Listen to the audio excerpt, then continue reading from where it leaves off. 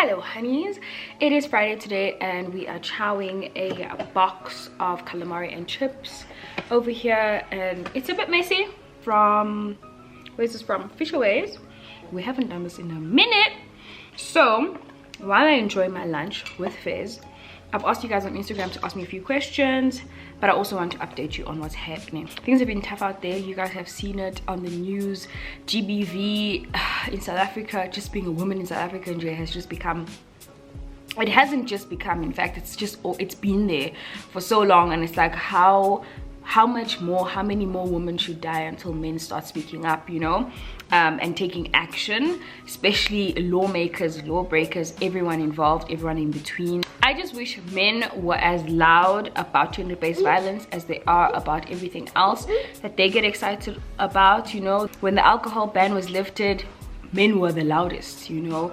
PlayStation comes out with something new, they are the loudest. Can we hear their voices when it comes to women being killed, slaughtered, you know, and the things that are happening right now in the world? Can they become as loud as they are about BLM, you know, Black Lives Matter? Can they be as loud about everything else concerning the safety and security of women in South Africa as they are about all these other issues, and the nonsense too that they also get excited about? It really frustrates me. But yeah, I don't want this video to be all about that, because I also feel as though my spirits have just been low just due to everything that we're dealing with as Black South African women, you know. Amen, Fizz. I think Fizz was saying amen there. Hey y'all, how tall are you? I am 1.59 meters, so I'm not really tall. Pretty short-ish. Will the prices of your skin products be student budget friendly? A working student, yes. My target market is young professionals, and obviously anyone who is a professional, even older. But it's for your self-care queens, really, for people who really prioritize that time on their own for their skin and for their bodies. So essentially I want to grow into a self-care skincare brand, not just purely skincare, but you'll see the products that I release are purely focused on self-care skincare. What experience in your life are you most grateful for? I think definitely my mom leaving my dad. She left an unhealthy relationship. She packed her bags and her kids, myself, my brother, my sister, and we moved to Cape Town, and it was really one of the hardest times in my life. We were really poor, lived in poverty properly, but we were able to go to Model C schools. We were able to live past that in our lives, but it also demonstrated so much strength from my mom. I think it's added a lot more strength for me personally, and I draw strength from that story and that part of my life, for my background. I also think it's why I have such a strong sense of self. I feel as though when I got to Cape Town, I got to really carve out who Yolz truly is, and who that's a pun because I wanted Yolz truly to be the name of Yolz Beauty, but it didn't happen that way. Yeah, I got to really carve out who I truly am, and without my friends, you know. I was 12 years old, so I'd already built friendships in primary school, so I got to become, really, and I think that even my mom became stronger. She's such a strong woman, and I think without her strength I would not be the strong woman that I am, and that's one of the best things, worst things that have ever happened to me and my family. We lived past those hardships. We got out of poverty. Thankfully, the biggest thing was we got out of her unhealthy relationship, because now, as you can see with GBV, I don't know if we were going to be one of those families, you know, who are affected where the mom and kids have died, you know. I still love my dad, but I think of that a lot of the times, you know. And yeah, so that is definitely one of the strongest and deepest experiences. That's definitely one of those experiences that I'm grateful for in my life. How did you build your confidence? Talking to the mirror, babes. Talking to the mirror, talking to the camera, creating videos that are just practicing, and also affirmation, like just knowing who you are, and also imagining myself when I walk into a room that the atmosphere is ready for me. Have you ever pictured yourself with dreadlocks? Yeah, I have. I think they'd suit me. To be quite honest, especially long ones. I think short ones would make my cheeks even chubbier than they already are. So Long dreadlocks, yes, I have pictured myself in those. How do you deal with rejection through your business journey? I love you too, babe. So I haven't really dealt with like outright rejection in my business so far. It's more so trying to look for things and not finding them, and like trying to exhaust all my resources and not finding the right answers, you know. But it all takes time. Eventually I have found a lot of help, so I don't really think I've dealt with rejection just yet. I hope I don't. Yeah, so it's looking and searching. This week in particular was hard because I've had to take about 5 steps back with packaging. I thought we had the right type of packaging. We were sort of happy with it, but it turns out that it was a major miscommunication between myself and the manufacturer. What he was supposed to be replying to, he responded with the wrong answer in a sense, so it gave me hope about a certain standard for packaging, and it wasn't actually the case. So now I'm back looking for the right packaging printing company or printing packaging company that can do it properly, and also the things that I'm producing needs a very delicate type of material, so I can't just go to like a plastic manufacturer and just plonk everything in there, you know. It's skincare, it's liquid, so it needs a certain type of material to be stored properly and safely.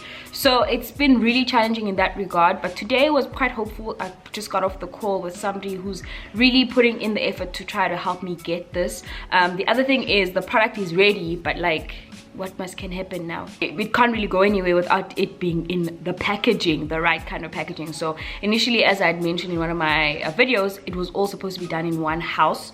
Right now it's going to be split to 2 houses.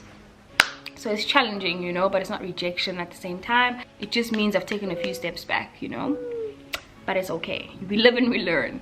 Biggest lesson you've learned in business so far?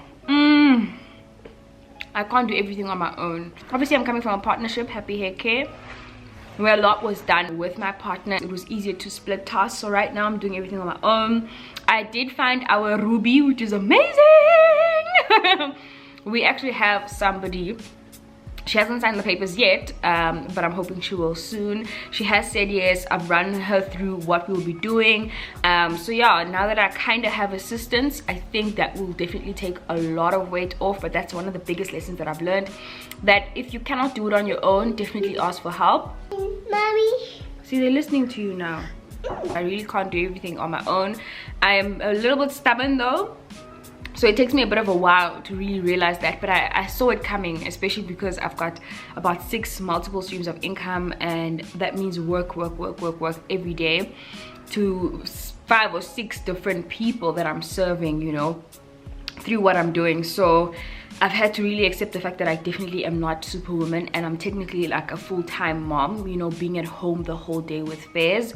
Right now, since lockdown, I literally have been a full-time stay-at-home mom while I'm working. What is the name of that blonde hair piece twist you had on? I was wearing a Jamaican mambo, and it is from Darling. 30 years old, who doesn't know what her passion is or what field to go into. Any advice?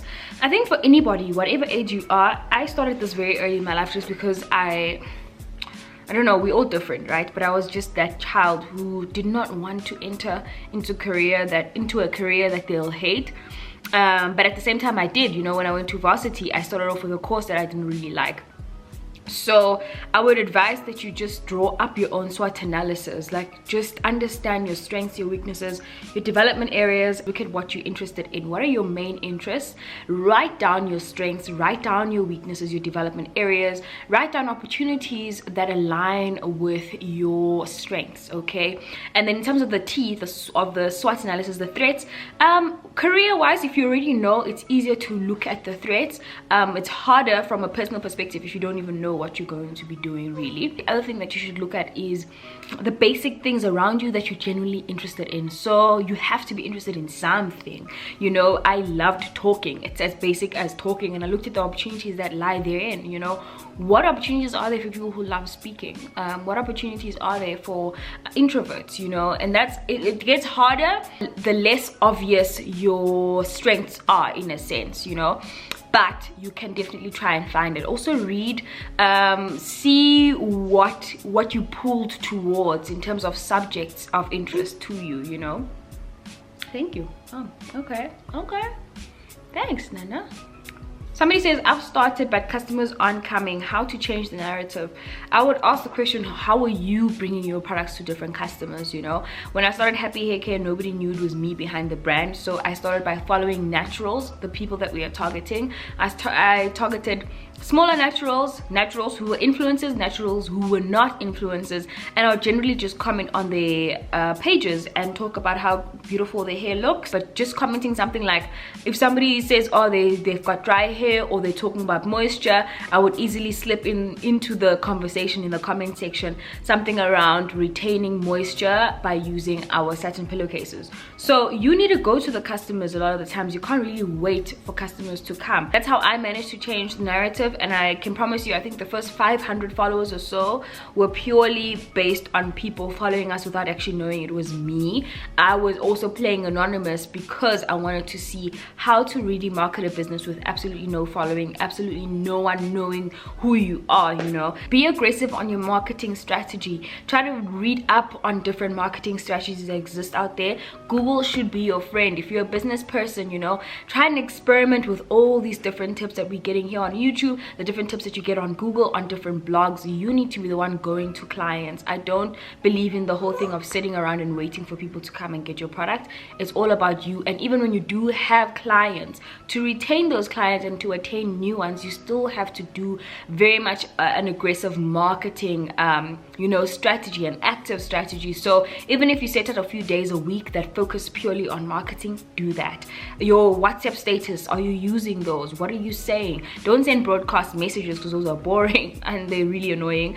But utilize your WhatsApp status to post something great about your product. Use your product. If it's something that's usable, wear your product. If it's clothing or if it's, you know, accessories, make sure people see it in every second or third post that you do. Be really intentional about letting people know, and also trigger people to ask, you know. Let other people ask you, Ganti, what earrings are you wearing? Oh, actually, I sell these. Would you like them? Make sure that you are wearing and marketing the brand intentionally. Also, the other thing is, I don't think a lot of people really do a lot of research on their target market. Firstly, name your target market, understand who they are, and then have your strategy target them specifically. Do not worry about the person who does not fit the spec of your target market. Do not worry yourself. If you're targeting students, stick to just that, okay? Don't be the person that's trying to look at young professionals when young professionals are not going to use your product, you know. Say for instance, you're making an academic journal for students. Next year, hopefully, when things open up, make sure that you're targeting students alone. Every single post that you do, every single marketing post that you put out there, make sure it's actually speaking directly to your target market. Whoever doesn't fit that spec, let them fall out of that. That's also fine. You're not losing clients if they don't fit your target market. You're losing clients when you're losing the student that you've been targeting. That's when you're losing clients. And understanding that also gives you peace of mind and helps you focus on what your target really is. Interesting that a lot of you are trying to figure out what you're good at without actually looking at your innate skills.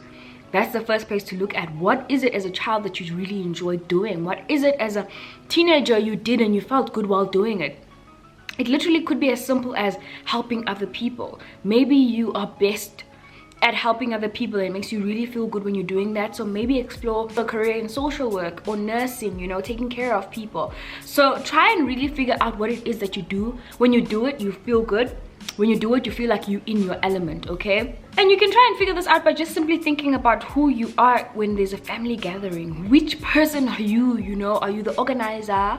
Are you the person that's cooking? Are you the person trying to make sure that everyone is okay and they're comfortable, they've got a drink in their hand? Who are you in those spaces when you're busy, you know? Are you not a crowds person? Maybe you're somebody who might do better in a specialist role like engineering, a specialist role, you know, where you're sitting on your own and you're working. Have you also been somebody in group work where you found yourself excelling when you're working with people, you know? So really think hard on those things. Research which careers best suit you, but I'm almost sure there has to be free online aptitude tests out there that can give you a broad guideline of what you can possibly do. Is starting a brand expensive? How much is needed approximately? It will all depend on the brand that you're starting, babes. Like, It all depends on what you're starting, hey? Also depending on how much you can negotiate with your minimum order quantity. I can't really put a number to that, you know, how much is needed approximately. I don't know. It could be any brand, and I don't know which brand you really want to know about. Is it expensive?